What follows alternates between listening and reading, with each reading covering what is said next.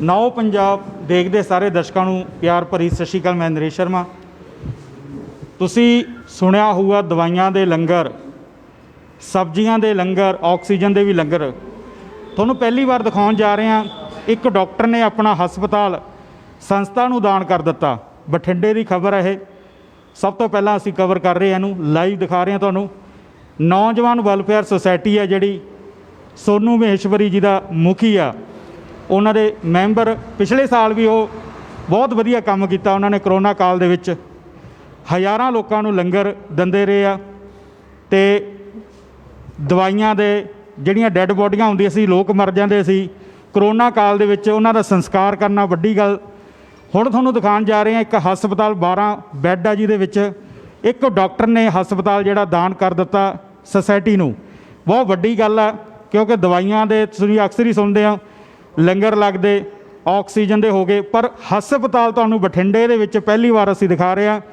ਇੱਕ ਬਣਿਆ ਬਣਾਇਆ ਹਸਪਤਾਲ ਆ ਜਿਹੜਾ ਬਹੁਤ ਵਧੀਆ, 12 ਬੈੱਡ ਆ, ਉਹ ਦਿੱਤਾ ਗਿਆ। ਸਾਡੇ ਨਾਲ ਸੋਨੂ ਮਹੇਸ਼ਵਰੀ ਗੱਲਬਾਤ ਕਰਦੇ ਹਾਂ। ਸੋਨੂ ਜੀ ਸਤਿ ਸ਼੍ਰੀ ਅਕਾਲ, ਨਮਸਕਾਰ। ਬਹੁਤ ਬਹੁਤ ਧੰਨਵਾਦ ਜੀ। ਜਿਹੜਾ ਇਹ ਹਸਪਤਾਲ ਦਿੱਤਾ, ਕੀ ਨਾਮ ਹੈ ਇਹਦਾ?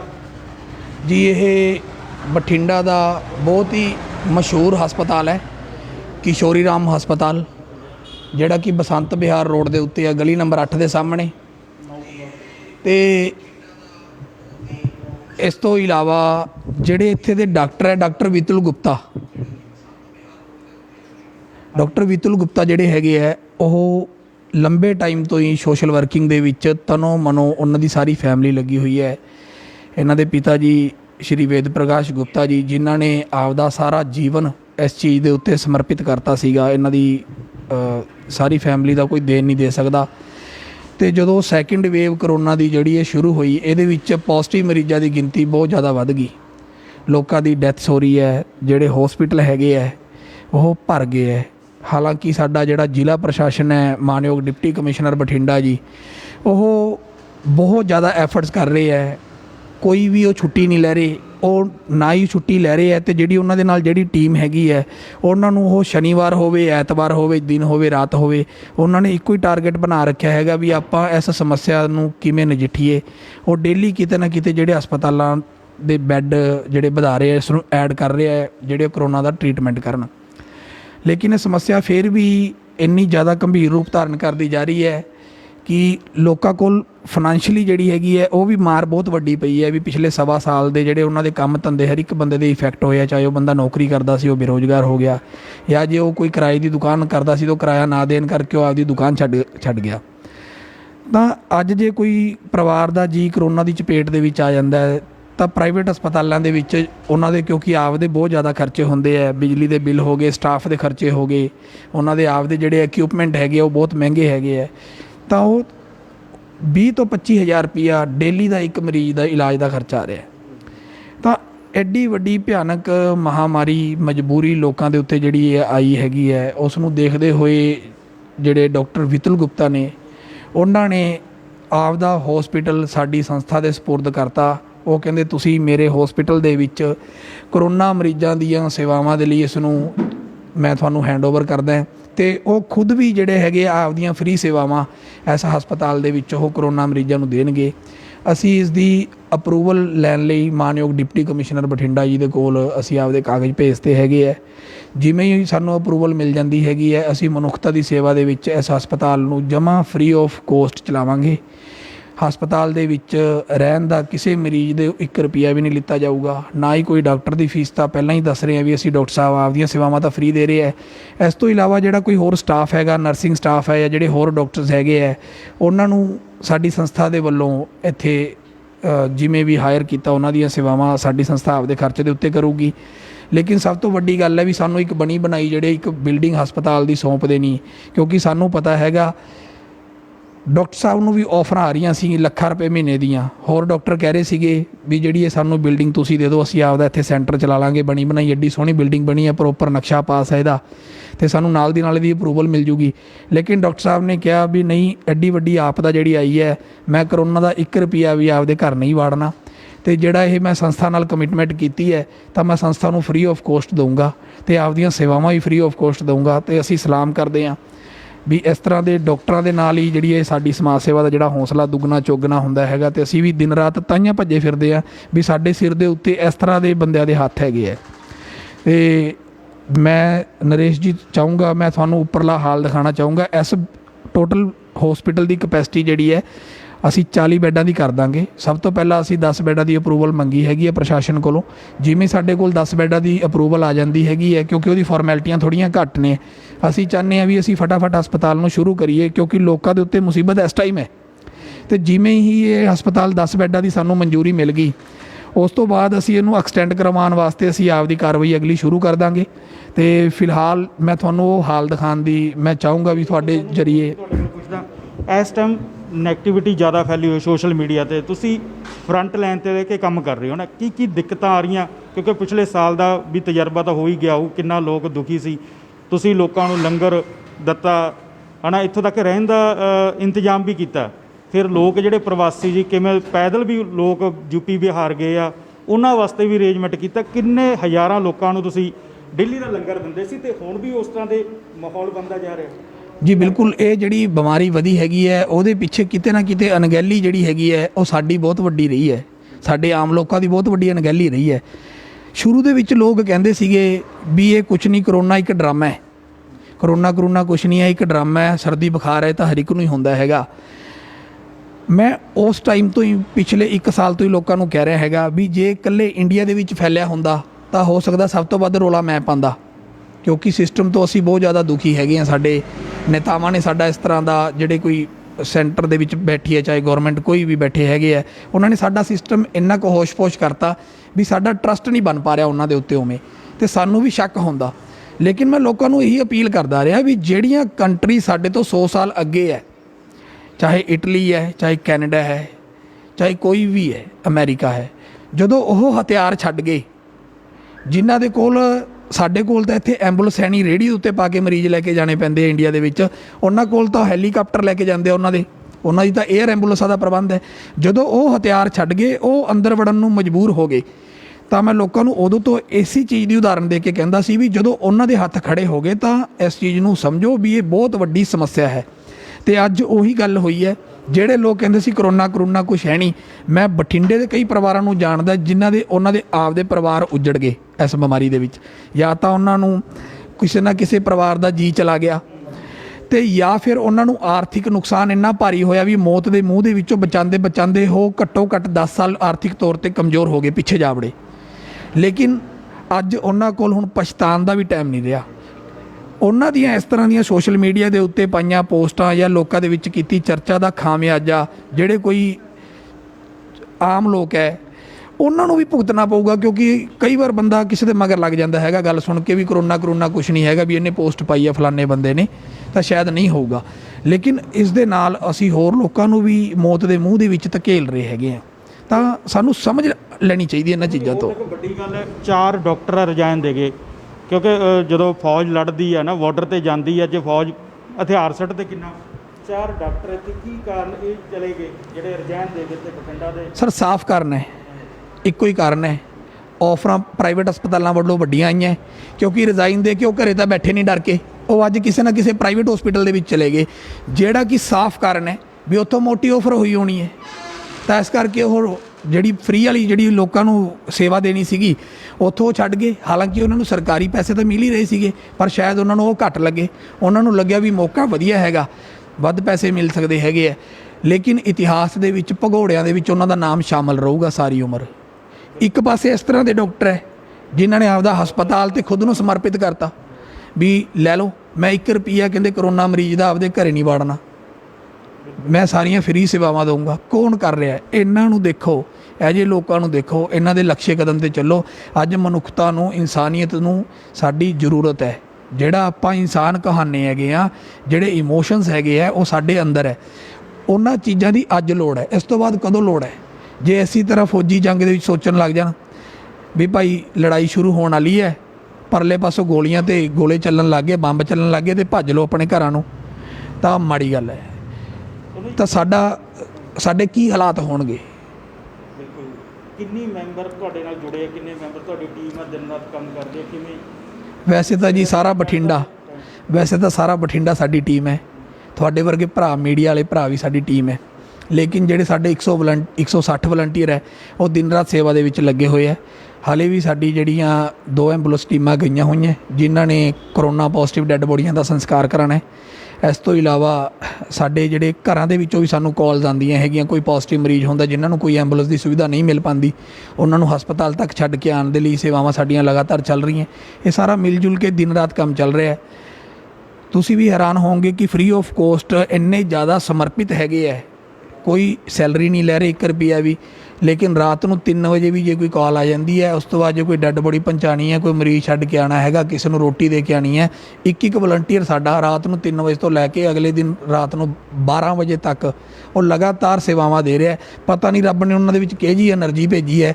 ਸ਼ਾਇਦ ਜੇ ਉਹ ਆਪਦਾ ਪਰਸਨਲ ਬਿਜ਼ਨਸ ਜਦੋਂ ਉਹ ਕਰ ਰਹੇ ਸੀਗੇ, ਉਹ 7-8 ਘੰਟੇ ਤੋਂ ਬਾਅਦ ਸੋਚਦੇ ਸੀ ਵੀ ਦੁਕਾਨ ਬੰਦ ਕਰੋ ਯਾਰ, ਜਾ ਕੇ ਸੋਈਏ, ਆਰਾਮ ਕਰੀਏ, ਲੇਕਿਨ ਪਤਾ ਨਹੀਂ ਰੱਬ ਨੇ ਉਹਨਾਂ ਦੇ ਵਿੱਚ ਕਿਸ ਤਰ੍ਹਾਂ ਦੀ ਤਾਕਤ ਭਰੀ ਹੈ ਕਿ ਉਹ ਲਗਾਤਾਰ 18-20 ਘੰਟੇ ਐਡਾ ਔਖਾ ਕੰਮ ਕਰ ਰਹੇ ਹੈਗੇ ਹੈ, ਜਿਹਦੇ ਵਿੱਚ ਮਤਲਬ ਜੇ 2 ਘੰਟੇ ਵੀ ਕੀਤਾ ਜਾਵੇ ਤਾਂ ਬੰਦਾ ਸ਼ਾਇਦ 3 ਦਿਨ ਆਰਾਮ ਭਾਲੇ।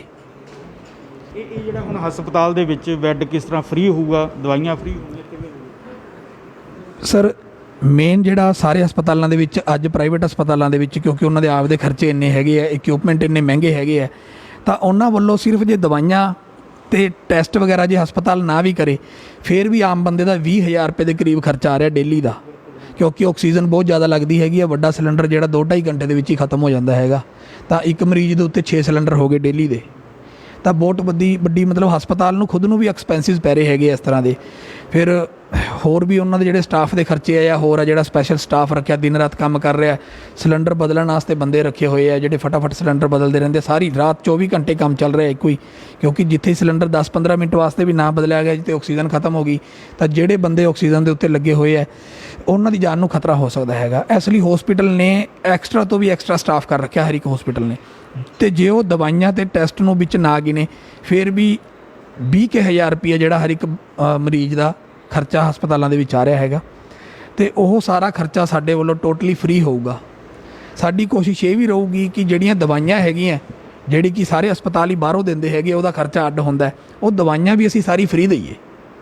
ਜਿਹੜੇ ਕੋਈ ਟੈਸਟ ਹੈਗੇ ਆ, ਅਸੀਂ 1-2 ਲੈਬ ਨਾਲ ਗੱਲ ਕੀਤੀ ਹੈਗੀ ਹੈ, ਤੇ ਸਾਡੀ ਅੱਗੇ ਹੋਰ ਵੀ ਗੱਲ ਚੱਲ ਰਹੀ ਹੈਗੀ ਹੈ। ਸਾਡੀ ਕੋਸ਼ਿਸ਼ ਹੈ ਵੀ ਜਿਹੜੇ ਕੋਈ ਬਲੱਡ ਦੇ ਟੈਸਟ ਹੈਗੇ ਆ ਉਹ ਵੀ ਅਸੀਂ ਬਾਹਰੋਂ ਵੀ ਕਹਿ ਕੇ ਫ੍ਰੀ ਕਰਾ ਦਈਏ, ਵੀ ਜੇ ਛੋਟੀ ਮੋਟੀ ਕੋਈ ਅਮਾਊਂਟ ਹੋਊਗੀ ਤਾਂ ਅਸੀਂ ਉਹ ਆਪਦੇ ਵੱਲੋਂ ਦਿੰਦੇ ਰਵਾਂਗੇ ਉਹਨਾਂ ਨੂੰ, ਨਹੀਂ ਤਾਂ ਹਸਪਤਾਲ ਦੇ ਜਿਹੜੇ ਖਰਚੇ ਹੈਗੇ ਆ ਤੇ ਡਾਕਟਰਾਂ ਦੇ ਜਿਹੜੇ ਖਰਚੇ ਆ ਉਹ ਸਾਰੇ ਦੇ ਸਾਰੇ ਫ੍ਰੀ ਹੋਣਗੇ। ਕੋਈ ਆਕਸੀਜਨ ਦਾ ਖਰਚਾ ਵੀ ਨਹੀਂ ਲਿੱਤਾ ਜਾਊਗਾ। ਮਤਲਬ ਜਿਹੜਾ ਕੋਈ ਉਸ ਨੂੰ ਆਮ ਹਰ ਇੱਕ ਪੇਸ਼ੈਂਟ ਨੂੰ 20,000 ਰੁਪਏ ਦੀ ਮਾਰ ਪੈ ਰਹੀ ਹੈ ਡੇਲੀ ਦੀ, ਉਹ ਇੱਥੇ ਸਾਡੇ ਕੋਲ ਫ੍ਰੀ ਇਲਾਜ ਕਰਵਾਊਗਾ। ਬਹੁਤ ਵੱਡੀ ਗੱਲ ਹੈ ਜੀ। ਦੇਖੋ ਹਸਪਤਾਲ ਸੰਸਥਾ ਨੂੰ ਦੇ ਦੇਣਾ, ਇਹਨਾਂ ਦੇ ਅੱਗੇ ਤੁਹਾਨੂੰ ਦੱਸ ਦਈਏ ਅਸੀਂ ਬਠਿੰਡਾ ਦੇ ਵਿੱਚ ਇਸ ਟਾਈਮ ਬੈੱਡ ਤੱਕ ਨਹੀਂ ਮਿਲਦਾ। ਕਈ ਮੈਂ ਆਪਣੇ ਡਾਕਟਰਾਂ ਨੂੰ ਜਾਣ ਪਹਿਚਾਣ ਨਾਲ ਗੱਲ ਕੀਤੀ ਆ, ਮਰੀਜ਼ ਹੈਗਾ ਬੈੱਡ ਦੀ ਲੋੜ ਆ, ਕਿਸੇ ਵੀ ਹਸਪਤਾਲ ਨੇ ਯੈਸ ਨਹੀਂ ਕੀਤੀ। ਕਈ ਬੰਦੇ ਤਾਂ ਬਿਨਾਂ ਬੈੱਡ ਤੋਂ ਡੈਥ ਵੀ ਹੋ ਚੁੱਕੀ ਆ, ਜਦੋਂ ਨੂੰ ਕੋਈ ਬੈੱਡ ਮਿਲਦਾ ਤਾਂ ਉਹਨਾਂ ਦੀ ਮੌਤ ਹੋ ਜਾਂਦੀ ਹੈ। ਬਠਿੰਡੇ ਦੇ ਵਿੱਚ ਮੇਰੇ ਸਾਹਮਣੇ ਮੇਰੇ ਜਿਹੜੇ ਜਾਣ ਪਹਿਚਾਣ ਵਾਲੇ 3 ਬੰਦੇ ਸੀ ਜਿਨ੍ਹਾਂ ਨੂੰ ਬੈੱਡ ਦੀ ਜ਼ਰੂਰਤ ਸੀ, ਤਿੰਨੇ ਹੀ ਦੁਨੀਆ ਛੱਡ ਗਈ। ਤੇ ਅੱਜ ਵੱਡੀ ਗੱਲ ਆ, ਦੇਖੋ ਲੰਗਰ ਦੇਖੇ ਹੋਣਗੇ ਤੁਸੀਂ ਬੜੇ ਲੱਗਦੇ, ਪਰ ਇੱਕ ਸੰਸਥਾ ਵੱਲੋਂ ਸੰਸਥਾ ਨੂੰ ਦਿੱਤਾ ਡਾਕਟਰ ਨੇ, ਕਿਉਂਕਿ ਇਹ ਪੈਸੇ ਇਹੀ ਟਾਈਮ ਆ ਜੀ, ਅੱਜ ਕੱਲ੍ਹ ਕੋਈ 200 ਰੁਪਈਆ ਫੀਸ ਨਹੀਂ ਛੱਡਦਾ, ਤੇ ਡਾਕਟਰ ਨੇ ਦੇਖੋ ਕਿੱਦਾਂ ਵੱਡੀ ਗੱਲ ਆ। ਅਤੁਲ ਗੁਪਤਾ ਜਿਹੜਾ ਡਾਕਟਰ ਆ, ਉਹਨੇ ਇੱਕ ਹਸਪਤਾਲ ਦੇ ਦੇਣਾ, ਬਹੁਤ ਵੱਡੀ ਗੱਲ ਆ। ਅਸੀਂ ਹਸਪਤਾਲ ਵੀ ਦਿਖਾਉਂਦੇ ਹਾਂ ਤੁਹਾਨੂੰ ਕਿਸ ਤਰ੍ਹਾਂ ਦਾ ਹਸਪਤਾਲ ਆ। ਤੇ ਇਹ ਜਿਹੜੀ ਟੀਮ ਆ ਨੌਜਵਾਨ ਵੈਲਫੇਅਰ ਸੁਸਾਇਟੀ ਜਿਹੜੇ ਸੋਨੂ ਪ੍ਰਧਾਨ ਆ, ਤੇ ਉਹਨਾਂ ਦੇ ਜਿਹੜੇ ਵਰਕਰ ਆ ਦਿਨ ਰਾਤ ਫਰੰਟ ਲਾਈਨ 'ਤੇ ਜਿਹੜੇ ਕੰਮ ਕਰਦੇ ਆ, ਰਹਿ ਕੇ ਕੰਮ ਕਰ ਰਹੇ ਆ।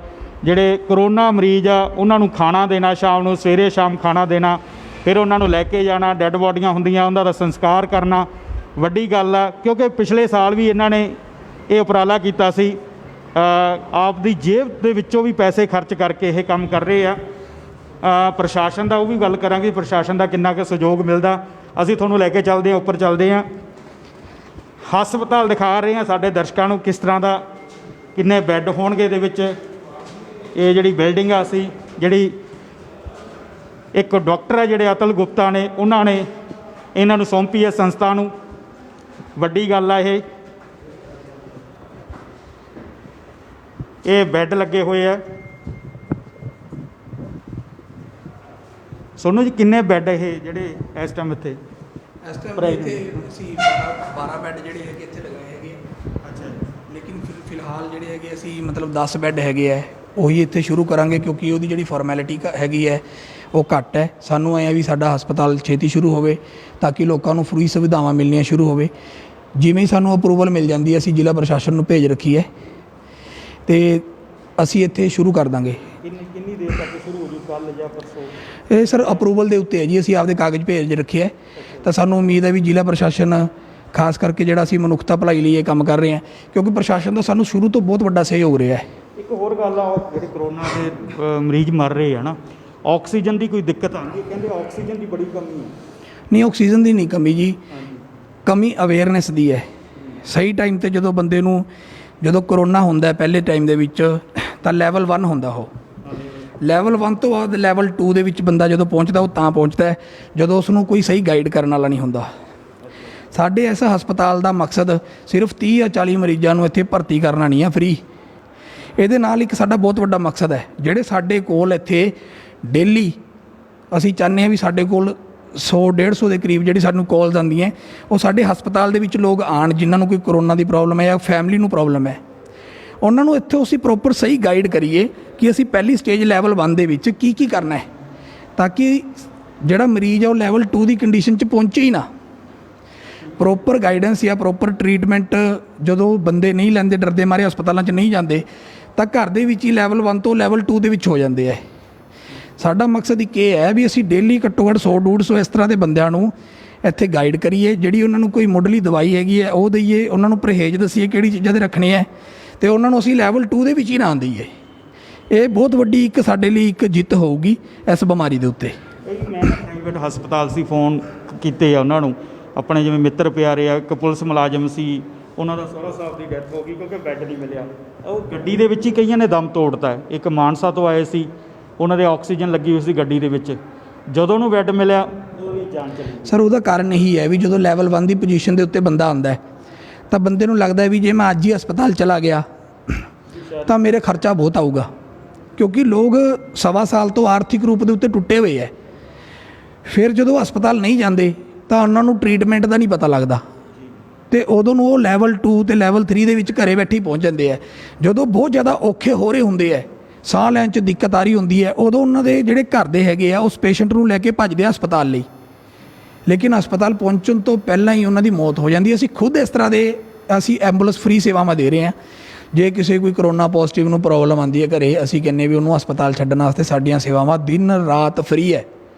ਅਸੀਂ ਜਦੋਂ ਹਸਪਤਾਲ 'ਚੋਂ ਅਸੀਂ ਘਰ ਤੋਂ ਚੱਕਣ ਜਾਂਦੇ ਹਾਂ, ਬੰਦੇ ਦੇ ਹਾਲਾਤ ਐਡੇ ਮਾੜੇ ਹੋਏ ਹੁੰਦੇ ਹੈ, ਇੰਨੀ ਜ਼ਿਆਦਾ ਇਨਫੈਕਸ਼ਨ ਵਧੀ ਹੁੰਦੀ ਹੈ, ਉਹ ਲੈਵਲ 1 ਦੀ ਥਾਂ 'ਤੇ ਲੈਵਲ 3 ਦੇ ਵਿੱਚ ਘਰੇ ਬੈਠੇ ਹੀ ਪਹੁੰਚ ਜਾਂਦਾ ਹੈ। ਜਦੋਂ ਉਸ ਨੂੰ ਅਸੀਂ ਹਸਪਤਾਲ ਲੈ ਕੇ ਜਾਂਦੇ ਹਾਂ ਤਾਂ ਕਈ ਬੰਦਿਆਂ ਨੇ ਤਾਂ ਸਾਡੀ ਐਂਬੂਲੈਂਸ ਦੇ ਵਿੱਚ ਹੀ ਦਮ ਤੋੜਤਾ, ਕਈ ਬੰਦਿਆਂ ਨੇ ਹਸਪਤਾਲ ਜਾਣ ਸਾਰ ਹੀ ਦਮ ਤੋੜਤਾ ਜਾਂ ਕੁਝ ਘੰਟਿਆਂ ਬਾਅਦ ਦਮ ਤੋੜਤਾ। ਉਹਦਾ ਕਾਰਨ ਇਹੀ ਹੈ ਕਿ ਹਸਪਤਾਲ ਦੇ ਵਿੱਚ ਬੰਦਾ ਡਰਦਾ ਜਾ ਨਹੀਂ ਰਿਹਾ ਵੀ ਕਿਤੇ ਮੇਰੇ ਪੈਸੇ ਵੱਧ ਨਾ ਲੱਗ ਜੇ, ਕਿਉਂਕਿ ਖਰਚਾ ਬਹੁਤ ਜ਼ਿਆਦਾ ਹੈ ਇਸ ਇਲਾਜ ਦਾ, ਲੋਕ ਡਰ ਰਹੇ ਹੈ। ਲੇਕਿਨ ਜਿਹੜੇ ਏਸਿਮਟੋਮੈਟਿਕ ਹੈ ਜਾਂ ਜਿਨ੍ਹਾਂ ਨੂੰ ਮਾੜੇ ਮੋਟੇ ਲੱਛਣ ਆਉਣੇ ਸ਼ੁਰੂ ਹੋਏ ਆ, ਮੰਨ ਲਓ ਬੁਖਾਰ ਚੜ੍ਹ ਰਿਹਾ, ਖਾਂਸੀ ਚੜ੍ਹ ਰਿਹਾ, ਅਸੀਂ ਉਹਨਾਂ ਲੋਕਾਂ ਨੂੰ ਕਹਿ ਰਹੇ ਹੈਗੇ ਹਾਂ ਵੀ ਉਹ ਪਹਿਲ ਦੇ ਆਧਾਰ ਦੇ ਉੱਤੇ ਹੀ ਕਿਸੇ ਨਾ ਕਿਸੇ ਡਾਕਟਰ ਦੇ ਨਾਲ ਆਪਦਾ ਸੰਪਰਕ ਬਣਾਵੇ, ਉਸ ਟਰੀਟਮੈਂਟ ਨੂੰ ਸਮਝੇ ਅਤੇ ਲਵੇ, ਕਿਉਂਕਿ ਜਿਹੜਾ ਇਸ ਪਹਿਲੀ ਸਟੇਜ ਦਾ ਜਿਹੜਾ ਟਰੀਟਮੈਂਟ ਹੈ ਉਹ ਬੜਾ ਸਸਤਾ ਹੈ। ਘਰ ਦੇ ਵਿੱਚ ਕੁਝ ਪਰਹੇਜ਼ ਰੱਖ ਕੇ ਅਤੇ ਛੋਟੀ ਮੋਟੀ ਦਵਾਈਆਂ ਦੇ ਨਾਲ ਹੀ ਬੰਦਾ ਜਿਹੜਾ ਹੈਗਾ ਉਹ ਲੈਵਲ 1 ਤੋਂ ਲੈਵਲ 2 ਜਾਂ ਲੈਵਲ 3 ਦੀ ਕੰਡੀਸ਼ਨ ਦੇ ਵਿੱਚ ਜਾਣ ਤੋਂ ਬਚ ਸਕਦਾ ਹੈਗਾ। ਬਿਲਕੁਲ ਜੀ, ਇਹੀ ਗੱਲ ਕਹੀ ਹੈ, ਜਾਗਰੂਕ ਲੋਕ ਹਜੇ ਹੈ ਨਹੀਂ, ਕਰਨਾ ਜ਼ਰੂਰੀ ਹੈ। ਸੰਸਥਾ ਜਿਵੇਂ ਨੌਜਵਾਨ ਵੈਲਫੇਅਰ ਸੁਸਾਇਟੀ ਲੱਗੀ ਹੋਈ ਹੈ, ਲੋਕਾਂ ਨੂੰ ਜਾਗਰੂਕ ਕਰਨਾ, ਅਵੇਅਰ ਕਰਨਾ ਬਹੁਤ ਜ਼ਰੂਰੀ ਆ। ਜਦੋਂ ਤੁਹਾਨੂੰ ਲੱਛਣ ਲੱਗਦੇ ਆ, ਬੁਖਾਰ ਦੇ ਸਿੰਪਟਮ ਲੱਗਦੇ ਆ, ਕੋਈ ਤੁਹਾਨੂੰ ਲੱਗਦਾ ਵੀ ਤੁਹਾਨੂੰ ਕੁਝ ਹੈਗਾ, ਤਾਂ ਨਾਲ ਦੀ ਨਾਲ ਤੁਸੀਂ ਸਭ ਤੋਂ ਨੇੜੇ ਜਿਹੜਾ ਤੁਹਾਡੇ ਕੋਈ ਡਾਕਟਰ ਆ ਉਹਨੂੰ ਚੈੱਕ ਕਰਵਾਓ। ਬੰਦਾ ਉਦੋਂ ਪਹੁੰਚ ਜਾਂਦਾ ਜਦੋਂ ਲਾਸਟ ਸਟੇਜ 'ਤੇ ਹੁੰਦਾ, ਜਦੋਂ ਉਹੀ ਗੱਲ ਉਹਨਾਂ ਨੇ ਕਿਹਾ ਵੀ 3 ਲੈਵਲ ਦੇ ਬੈੱਡ 'ਤੇ ਜਦੋਂ ਪਹੁੰਚ ਜਾਂਦਾ ਉਦੋਂ ਕਹਿੰਦੇ ਉਦੋਂ ਆਪਣੇ ਹੱਥਾਂ 'ਚ ਕੁਝ ਰਹਿੰਦਾ ਨਹੀਂ। ਇਸ ਕਰਕੇ ਜਦੋਂ ਵੀ ਤੁਹਾਨੂੰ ਪਤਾ ਲੱਗੇ ਤਾਂ ਪਹਿਲਾਂ ਆਪਣਾ ਚੈੱਕਅਪ ਕਰਾਓ। ਜੇ ਸਿੰਪਟਮ ਲੱਗਦਾ ਤੁਹਾਨੂੰ ਵੀ ਮੈਨੂੰ ਬੁਖਾਰ ਆ ਜਾਂ ਮੇਰੇ ਲੱਗਦਾ ਮੈਨੂੰ ਖਾਂਸੀ ਆ, ਤਾਂ ਸਭ ਤੋਂ ਪਹਿਲਾਂ ਤੁਸੀਂ ਡਾਕਟਰ ਕੋਲੇ ਜਾਓ, ਫਿਰ ਤੁਸੀਂ ਅੱਗੇ ਦਾ ਜਿਹੜਾ ਟਰੀਟਮੈਂਟ ਸ਼ੁਰੂ ਕਰੋਗੇ। ਤੁਹਾਨੂੰ ਦਿਖਾ ਦਈਏ ਇੱਕ ਵਾਰੀ ਤਸਵੀਰਾਂ ਦੇ ਵਿੱਚ ਅਸੀਂ ਜਿਹੜਾ ਇਹ ਹਸਪਤਾਲ ਆ ਇੱਥੇ ਬਠਿੰਡਾ ਦੇ ਕਿਸ਼ੋਰੀ ਰਾਮ ਹਸਪੀਟਲ ਆ, ਇਹ ਜਿਹੜਾ ਪੁਰਾਣਾ ਬੱਸ ਸਟੈਂਡ ਆ, ਟਰੱਕ ਯੂਨੀਅਨ ਸਟੇਡੀਅਮ ਕਹਿ ਦਿੰਦੇ, ਖੇਡ ਸਟੇਡੀਅਮ, ਉਹਦੀ ਬੈਕ ਸਾਈਡ ਤੇ ਜਿਹੜੀ ਇਹ ਸੜਕ ਆਉਂਦੀ ਆ ਉਸ ਰੋਡ ਤੇ ਆ, ਨੇੜੇ ਗੁਰਦੁਆਰਾ ਕਿਸ਼ੋਰੀ ਰਾਮ ਹਸਪਤਾਲ ਆ, ਜਿੱਥੇ ਇਹ ਕਿਸ਼ੋਰੀ ਰਾਮ ਹਸਪਤਾਲ ਬਣਿਆ ਹੋਇਆ। ਤੇ ਇਹਨਾਂ ਦੀ ਛੇਤੀ ਹੀ ਸੇਵਾ ਜਿਹੜੀਆਂ ਸ਼ੁਰੂ ਹੋ ਜਾਣਗੀਆਂ। ਆਕਸੀਜਨ ਮਿਲੂਗੀ ਫਰੀ, ਦਵਾਈਆਂ ਫਰੀ ਦਿੱਤੀਆਂ ਜਾਣਗੀਆਂ। ਵੱਡੀ ਗੱਲ ਆ ਡਾਕਟਰ ਨੂੰ। ਇਸ ਤਰ੍ਹਾਂ ਦੇ ਜੇ ਡਾਕਟਰ ਹੋਣ ਤਾਂ ਮੈਨੂੰ ਨਹੀਂ ਲੱਗਦਾ ਕੋਈ ਇਲਾਜ ਤੋਂ ਬਗੈਰ ਕੋਈ ਬੰਦਾ ਮਰ ਸਕਦਾ। ਮਹਿੰਦਰ ਸ਼ਰਮਾ, ਨਾਓ ਪੰਜਾਬ, ਬਠਿੰਡਾ।